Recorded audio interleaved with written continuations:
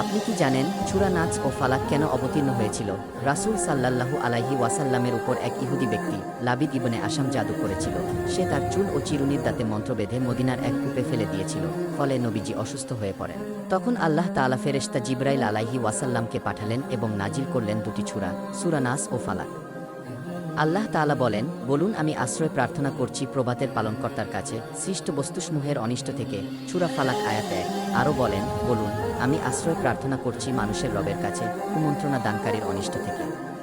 সূরা নাচ আয়াত ১ থেকে ৪। আয়েশা রাদিয়াল্লাহু আনহু বলেন, নবী সাল্লাল্লাহু আলাইহি ওয়াসাল্লাম যখন এই দুই সূরা পড়তেন তখন জাদুর প্রভাব ধীরে ধীরে দূর হয়ে যায় এবং তিনি সুস্থ হয়ে ওঠেন। সহিহ বুখারী হাদিস ৩২৬৮। প্রিয় দিনী ভাই ও বোনেরা, তাই আসুন আমরা প্রতিদিন সূরা ফালাক ও নাস পড়ে আল্লাহর কাছে আশ্রয় চাই, যেন সব অশুভ শক্তি, হিংসা আর শয়তানের কুমন্ত্রণা থেকে রক্ষা পাই। দেখা হবে নতুন ভিডিওতে।